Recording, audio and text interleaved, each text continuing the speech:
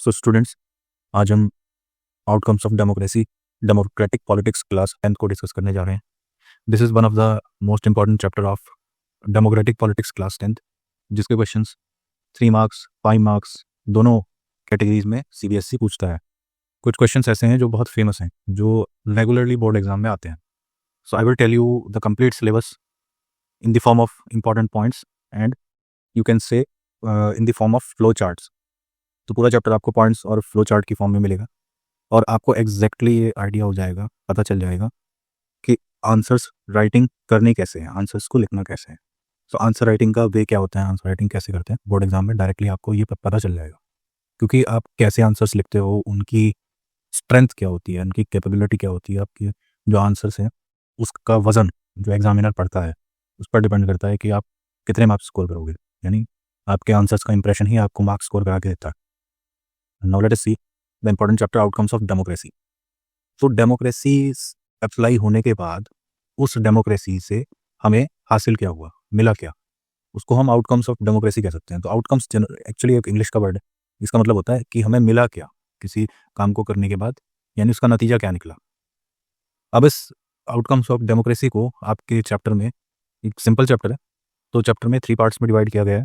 सबसे पहले political outcomes, number 2 economic outcome, number 3 social outcomes. Political outcomes का मतलब राजनीतिक तौर पर डेमोक्रेसी ने आपको क्या दिया।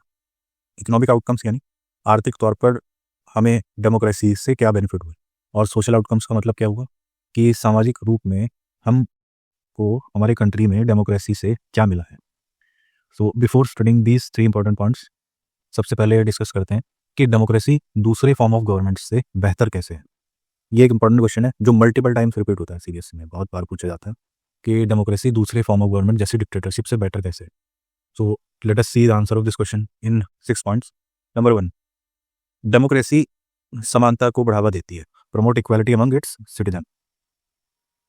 It enhance dignity of individuals, ये लोगों के मान सम्मान को बनाए रखती है, बेहतर करती है। Provide methods to resolve conflict, आपस के मतभेद खत्म करने में, आपस के मतभेद ना होने देने के लिए डेमोक्रेसी जिम्मेदार है, रिस्पॉन्सिबल है। और डेमोक्रेसी में चूंकि यहाँ डिस्कशन से डिसीजन लिए जाते हैं, तो एक बहुत अच्छा सिस्टम है जिसमें कॉन्फ्लिक्ट्स को रिजॉल्व किया जा सकता है easily. Improve quality of decision making by discussion, तो सारे डिसीजंस क्योंकि डिस्कशन से लिए जाते हैं, मशवरा किया जाता है, तो डिसीजन मेकिंग की जो क्वालिटी होती है वो बेहतर होती है। यहाँ सिंगल इंडिविजुअल पर चीज़ें डिपेंड नहीं करती। Allow space to correct our own mistakes, अगर किसी इशू में कोई मिस्टेक गवर्नमेंट या कॉमन पब्लिक से हो जाती है तो उसको करेक्ट करने के मेथड्स डेमोक्रेसी में होते हैं, यानी कॉन्स्टिट्यूशन में ये मेथड्स दिए होते हैं। Citizens have choice of representation, तो डेमोक्रेसी में रहने वाले हर व्यक्ति के पास चुनाव का अधिकार है, जो कि one of the most important power है डेमोक्रेसी की। Now let us come to the 3 division of this chapter, political outcomes, economic outcomes and social outcomes. So what you will going to study in political outcome is accountable government, responsive government and legitimate government. Now let us see the meaning of these 3 points. तो political outcomes में आप 3 point पढ़ने वाले हो, accountable government, responsive government, legitimate government. तो accountable का मतलब होता है कि सरकार आपके प्रति जवाबदेह है। रिस्पॉन्सिव का मतलब होता है कि सरकार आपके यानी कॉमन मैन के लिए रिस्पॉन्सिव है, यानी वो आपके जो भी डिमांड्स हैं उसको फुलफिल करने के लिए बाध्य है। लेजिटिमेट गवर्नमेंट, इसका मतलब होता है कि कानूनी तौर पर जो सरकार हम चुनते हैं वो लॉ के अकॉर्डिंग करेक्ट होती है, और क्योंकि हमने ही बनाया है तो गवर्नमेंट लेजिटिमेट होती है। इसके बाद आता है इकोनॉमिक आउटकम्स। तो इकोनॉमिक आउटकम्स में आपको 2 पॉइंट स्टडी करने हैं, इकोनॉमिक ग्रोथ एंड डेवलपमेंट। यानी इकोनॉमिकली डेमोक्रेसी अप्लाई होने के बाद, ये एक्चुअली बेसिकली तो हम इंडिया में स्टडी कर रहे हैं, बट किसी भी कंट्री में उसका कितना ग्रोथ और डेवलपमेंट हुआ है। दूसरा एक इंपॉर्टेंट पॉइंट है जिससे डायरेक्ट क्वेश्चन आता है बोर्ड एग्जाम में, reduction of inequality and poverty. तो डेमोक्रेसी ने इनइक्वालिटी, असमानता और गरीबी को कैसे कम किया है। Next social outcomes. तो if you talk about social outcomes, तो इसमें भी 2 पॉइंट्स है जिनसे डायरेक्ट CBSE में क्वेश्चन आता है, accommodation of social diversity and dignity of freedom of citizen, dignity and freedom of citizen. तो एकोमोडेशन ऑफ सोशल डाइवर्सिटी का मतलब होता है कि हमारी कंट्री में बहुत सारे रिलीजन को मानने वाले लोग, अलग अलग लैंग्वेजेस के लोग, डिफरेंट कल्चर के लोग एक साथ रहते हैं। तो ये अकोमोडेट कैसे हो गया, यानी ये इतनी बड़ी डाइवर्सिटी समाज में जो विविधता है, ये आपस में एक साथ कैसे रहते हैं लोग, ठीक, इसको अकोमोडेशन ऑफ सोशल डाइवर्सिटी कहते हैं। और नेक्स्ट पॉइंट है dignity and freedom of citizen, यानी देश में रहने वाले जितने भी नागरिक हैं उनके लिए उनके पास स्वतंत्रता और मान सम्मान का अधिकार प्राप्त है उनको, तो ये भी एक सोशल आउटकम है डेमोक्रेसी का. I hope you understand what we're going to study in this chapter. Now let us start in detail the first assessment of democracy, that is political outcomes.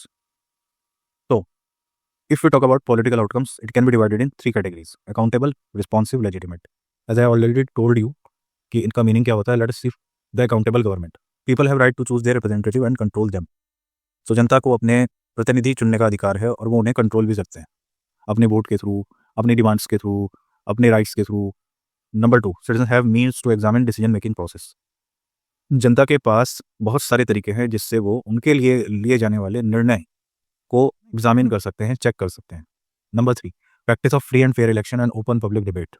इसका मतलब हुआ कि देश में अकाउंटेबल गवर्नमेंट बनी रहे, इसके लिए लगातार हर कुछ समय के बाद फ्री और फेयर इलेक्शंस का सिस्टम होता है और ओपन पब्लिक डिबेट होती हैं. जनता के मुद्दों को लेकर वाद विवाद किया जाता है. Government has to be accountable in its working towards citizen. सरकार अपने काम में जनता के प्रति जवाबदेह है, जिसका जवाब उसे पार्लियामेंट में देना पड़ता है. Citizens have right to ask about working of government. जनता सरकार से उसके काम के बारे में भी पूछ सकती है, जैसे आरटीआई, राइट टू इन्फॉर्मेशन एक राइट है हमारे पास. Now next important point, responsive government. Government is responsive towards need and expectation of people. जनता की ज़रूरतों और उनकी इच्छाओं के प्रति सरकार रिस्पॉन्सिव होती है. Government promote and care about public opinion. सरकार जनता के मुद्दे, उनकी इच्छाओं को उठाती है और उसके लिए केयरफुल होती है. Democracy is attentive towards need and demand of people. तो लोकतंत्र जागरूक होता है जनता के प्रति और उनकी डिमांड के प्रति, क्योंकि लोकतंत्र होता क्या है, democracy, rule of the people. तो ऑब्वियस है रूल ऑफ द पीपल में लोगों के लिए ही पूरा सिस्टम चलाया जा रहा है. Responsive government is free from corruption and sensitive to people's expectation. Responsive government corruption free होती है, भ्रष्टाचार से मुक्त होती है, ऑलमोस्ट ऐसा होना चाहिए डेमोक्रेसी में, और जनता के प्रति बड़ी सेंसिटिव होती है. Now let us see the next point, legitimate government. यानी कानूनी तौर पर गवर्नमेंट जिसे हमने बनाया है वो वैलिड है. इसके बारे में हम कैसे समझेंगे. Democracy forms government of people. Democracy में जो सरकार बनती है वो लोगों के द्वारा लोगों के लिए बनाई जाती है. तो ये लेजिटिमेट होने का पहला सिंपल सा रीजन हो गया. People have right to elect their own government. लोगों के पास अपनी सरकार चुनने का अधिकार है. There is transparency between citizen and government. क्योंकि सरकार हमने ही चुनी है तो हमारे और गवर्नमेंट के बीच में पारदर्शी सिस्टम बना रहता है. If people are not satisfied with the government they can change it. ये एक ऑप्शन है हमारे पास कि अगर सरकार ठीक से काम नहीं करती तो हम उसे बदल सकते हैं. In democracy laws are applicable over all the citizens whether rich और पुअर. हमारे देश में जितने भी कानून हैं वो सभी लोगों पर, चाहे वो अमीर हो या गरीब, मेल हो या फीमेल, बराबर अप्लाई होते हैं, सबके लिए एप्लीकेबल है. Now let us see the next part, next outcome of this chapter, that is economic outcomes. So if we talk about economic outcomes, तो लेट अस सी, हम एक क्वेश्चन देखते हैं सबसे पहले. In actual life democracy does not appear to be very successful in reducing economic inequality. Explain by giving example. तो कभी कभी हम जब डेमोक्रेसी को दूसरे फॉर्म ऑफ गवर्नमेंट से कंपेयर करते हैं तो ऐसा लगता है कि जो डेमोक्रेसी है वो इकोनॉमिकली थोड़ा सा बैक साइड में रह गई है इनइक्वालिटी को ख़त्म करने में. जैसे इसका जो कंपैरिजन है वो दूसरे फॉर्म्स ऑफ गवर्नमेंट के साथ किया जाता है. अब इसको समझते हैं. Democracy can not guarantee economic development. Democracy होने का मतलब ये नहीं कि देश में ये कंपलसरी हो गया है कि अब लगातार वहाँ पर तरक्की होती ही रहेगी. Some people enjoy more wealth and income unfortunately who are at the bottom of the society but little share of resources. कुछ लोगों के पास ऑब्वियस है हर फॉर्म ऑफ गवर्नमेंट पे पैसा ज़्यादा होता है, और कुछ लोग ऐसे होते हैं जो बॉटम ऑफ द सोसाइटी यानी निचले तबके के लोग हैं, उनके पास ऑब्वियस है पैसा कम ही होगा. Clear. Next point, government looks reluctant to the necessary steps for uplifting large section of poors. सरकार कभी कभी ऐसा लगता है कि अनिच्छुक है जो पुअर सेक्शन है उसके अपलिफ्टमेंट के लिए. क्लियर. ऐसा देखने में आता है लेकिन एक्चुअली में ऐसा होता नहीं है. क्लियर. अगर आप कंपैरिजन करोगे तो लॉन्ग टर्म में डेमोक्रेसी बहुत फायदेमंद है. ठीक. सडनली अगर आप किसी भी चीज़ का सोल्यूशन चाहें तो वो नहीं होता, वो तो किसी भी फॉर्म ऑफ गवर्नमेंट में नहीं हुआ.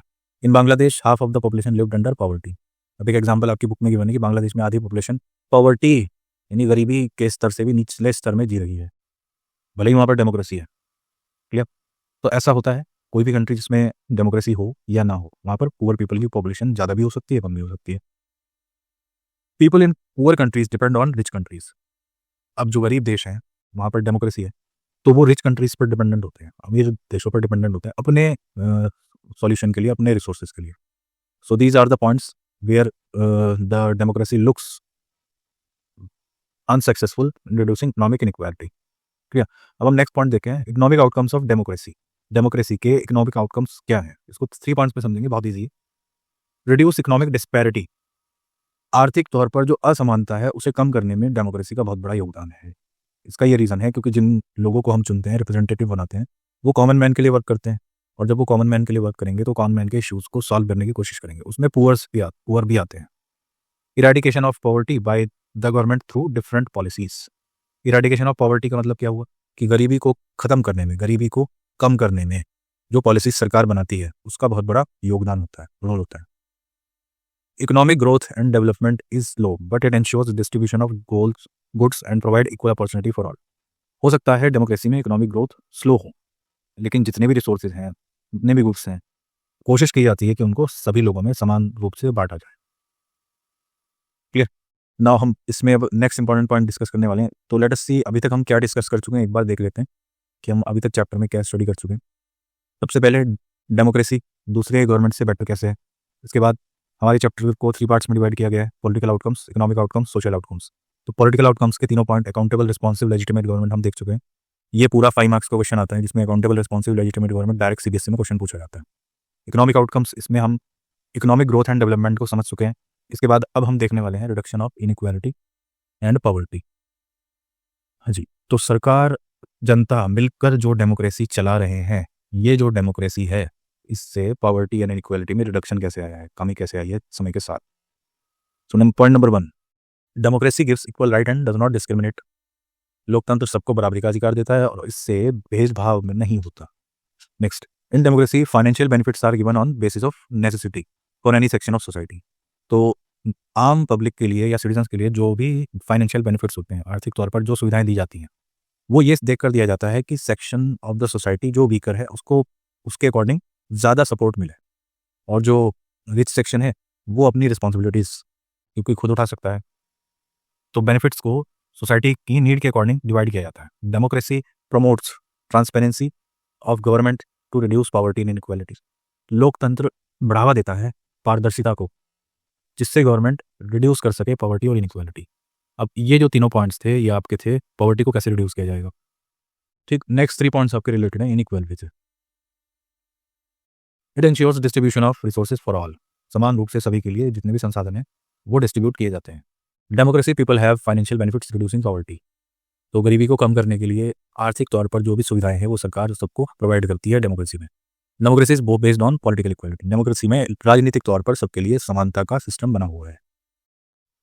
नाउ नेक्स्ट पॉइंट, ये क्वेश्चन है जो कि बोर्ड एग्जाम में आ सकता है, चांसेस है, बट इतना प्रोमिनेंट नहीं है जितना आपने दूसरे पॉइंट्स को अब तक देखा है। Dictatorship has slightly higher rate of economic growth than democracy, explain. तानाशाही में जो रेट ऑफ इकोनॉमिक डेवलपमेंट है वो डेमोक्रेसी से, लोकतंत्र से थोड़ा ज़्यादा है। इसको एक्सप्लेन करिए और वैलिड रीजन के साथ इसको समझाना है। The inability of democracy to achieve higher economic development between 1950s and 2000 varies. तो 1950 से सन 2000 तक जो वर्ल्ड का इकोनॉमिक सिस्टम था उसमें डेमोक्रेसी में डेवलपमेंट थोड़ा स्लो रहा है डिक्टेटरशिप के कंपैरिजन में। बट क्योंकि मैंने आपको पहले भी बताया था कि डेमोक्रेसी लॉन्ग टर्म बेनिफिट देती है, डिक्टेटरशिप कब कोलैप्स कर जाएगी, कब देश बिखर जाएगा, इसका कुछ पता नहीं होता। So but economic development depends on several factor. तो इकोनॉमिक डेवलपमेंट बहुत सारे फैक्टर्स पर डिपेंड करता है, जैसे कि population, global situation, cooperation from other countries. इसीलिए डेमोक्रेसी में, क्योंकि डेमोक्रेसी में पॉपुलेशन, ग्लोबल सिचुएशन और कॉपरेशन जो दूसरे देशों के साथ है, इन सब पर ध्यान दिया जाता है। तो लॉन्ग टर्म में बेनिफिट्स डेमोक्रेसी के साथ मिलते ही हैं। और डेमोक्रेसी क्योंकि बेहतर है तो दुनिया के मोस्ट ऑफ द कंट्रीज में डेमोक्रेसी ही फॉलो की जाती है। Now let us see the next point जो कि इंपॉर्टेंट पॉइंट है अब आपके चैप्टर का, सोशल आउटकम्स। क्लियर? तो अभी तक हम 2 एस्पेक्ट्स को देख चुके हैं। एक तो अकाउंटेबल, पहला एस्पेक्ट हमने देखा था, जो आपका डेमोक्रेसी का पहला पार्ट है इस चैप्टर का, वो देख चुके हैं, जिसको हम कहते हैं पॉलिटिकल आउटकम।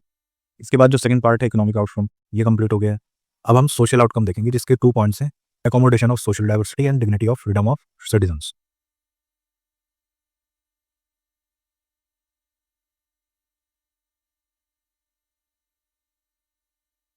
सो सीबीएसई बोर्ड 2024 में क्वेश्चन आया जो कि मल्टीपल टाइम्स रिपीट हो चुका है। Analyse the role of democracy in accommodation of social diversity.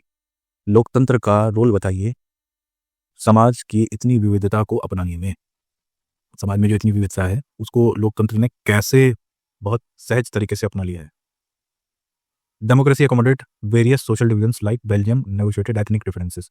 Democracy ने सोशल डिविजन्स को बहुत अच्छे से अपनाया है। जैसे बेल्जियम में जो वहाँ का एथनिक कॉम्पोजिशन था, उसके डिफरेंसेस के बाद भी वहाँ जो डेमोक्रेटिक सिस्टम है उसने सोशल डिविजन्स को खत्म कर दिया, जो आपने चैप्टर 1 पावर शेयरिंग में पढ़ा है। Ensure peaceful and harmonious life, तो लोकतंत्र में जनता को शांत और सुखी जीवन जीने का मौका मिलता है। Ability to handle social differences and conflict, ये इंपॉर्टेंट है, ये आपके आंसर में होना ही चाहिए कि डेमोक्रेसी समाज में जो सामाजिक डिफरेंसेस हैं, सामाजिक मतभेद हैं, कॉन्फ्लिक्ट्स हैं, उसको हैंडल करने में बहुत इंपॉर्टेंट रोल प्ले करती है, क्योंकि यहाँ डिसीजन डिस्कशन से लिए जाते हैं। Develop procedure of completion to reduce social tensions, develop procedure of competition to reduce social tensions. तो डेमोक्रेसी में मेरिट बेस्ड सिस्टम होता है, आप काबिल हैं तो आगे बढ़ेंगे। इसका मतलब ये होगा कि डेमोक्रेसी में जो सोशल टेंशंस हैं इनको कॉम्पिटिशन से खत्म किया जाए। Dignity and freedom of citizens, analyse the condition in which democracy promote dignity and freedom of citizen. तो कंडीशन बताइए जिससे, ये आपके चैप्टर का लास्ट पार्ट है, तो उन कंडीशंस को एनालाइज करिए जिससे democracy dignity and freedom of citizen को प्रमोट करती है, यानी लोगों का मान सम्मान बनाए रखती है और उनको आज़ादी देती है। पॉइंट नंबर 1 इंपॉर्टेंट क्वेश्चन है, सीधा 3 और 5 मार्क्स से रिलेटेड है, सीबीएसई बोर्ड में डायरेक्ट पूछा जाता है, ये तो लर्न होना ही चाहिए। Democracy stands much superior in promoting dignity than other government, तो दूसरी फॉर्म ऑफ गवर्नमेंट से बेहतर डेमोक्रेसी में लोगों के मान सम्मान, उनके अधिकारों और स्वतंत्रता को बनाए रखा जाता है। The passion of respect and freedom are its base, तो लोकतंत्र में सम्मान और स्वतंत्रता ये लोकतंत्र का पैशन है, इसका बेस है, इसकी बुनियाद है। Equal treatment and respect our it's ingredients, सबके लिए समानता का व्यवहार और सबका सम्मान, ये डेमोक्रेसी के इंग्रेडिएंट्स हैं। जैसे फूड में इंग्रेडिएंट्स होते हैं, क्लियर, फूड प्रिपेयर आप करते हैं तो उसके कुछ इंग्रेडिएंट्स होते हैं, तो इसी तरह से डेमोक्रेसी के इंग्रेडिएंट्स हैं respect and equal treatment. Next, in the past most societies were male dominated but democracy ensure equal treatment for women, तो पुराने समय में क्योंकि जो सोसाइटी होती थी वो मेल डोमिनेंस के अकॉर्डिंग सिस्टम चलता था, यानी पितृसत्तात्मक व्यवस्था थी, अब भी है, बट डेमोक्रेसी आने के बाद वुमेन्स को भी इक्वल राइट मिलने स्टार्ट हो गए। ये पॉइंट आपके आंसर में तो होना ही चाहिए। In India democracy strengthen people who discriminated on caste base, now under democracy they are treated with others with dignity. In India democracy strengthen people, हमारे भारत में लोकतंत्र ने उन लोगों को मजबूत किया है जिनको पुराने समय में कास्ट या दूसरे बेसिस पर डिस्क्रिमिनेशन का सामना करना पड़ता था, भेदभाव का सामना करना पड़ता था। आज वो डेमोक्रेसी में आगे बढ़ रहे हैं मान सम्मान के साथ। As democracy pass one test it is tested again, अब होता है कि डेमोक्रेसी में लोग जैसे ही एक प्रॉब्लम को सॉल्व करते हैं दूसरी प्रॉब्लम हो जाती है, बट ये डेमोक्रेसी के बेहतर बने रहने और बेहतर होते रहने का एक सबूत है। People complaining itself testimony of freedom of citizen, इसका मतलब ये हुआ कि लोगों का कंप्लेंट करना डेमोक्रेसी के अगेंस्ट या डेमोक्रेसी के सपोर्ट में किसी दूसरी गवर्नमेंट के अगेंस्ट कंप्लेंट करना, ये डेमोक्रेसी के सही होने का, लोगों के फ्री होने का एक सबूत है। ये भी एक इंपॉर्टेंट पॉइंट है जो आपके आंसर में होना चाहिए। Most individuals believe that their votes make difference and this right increase role of dignity of people, ज़्यादातर लोग क्योंकि डेमोक्रेसी में वोटिंग से गवर्नमेंट चुनी जाती है तो ये मानते हैं कि हमारा वोट एक डिफरेंस क्रिएट करता है जो कि डिग्निटी ऑफ द पीपल को बनाए रखता है। अब इसके बाद एक चैप्टर के एंड में मैंने क्वेश्चन दिया है आपको, सीबीएसई बोर्ड 2024 में 5 मार्क्स में पूछा गया था एक सेट में, democracy is accountable responsible legitimate government, explain the statement. तो इस पॉइंट को हम पहले ही डिस्कस कर चुके हैं। आई होप कि आपको ये चैप्टर समझ आया होगा। अगर इसमें कोई प्रॉब्लम है तो आप इस वीडियो को अगेन एंड अगेन दोबारा देख सकते हैं। सो आई होप कि इससे आपको आंसर राइटिंग में हेल्प मिलेगी कि हम बोर्ड एग्जाम में आंसर्स कैसे लिखेंगे। So that's all in this video, जिसमें हमने एक important chapter outcomes of democracy को डिस्कस किया, जो कि बोर्ड एग्जाम के लिए बहुत इंपॉर्टेंट चैप्टर है, 3 और 5 मार्क्स से रिलेटेड है। So thank you very much.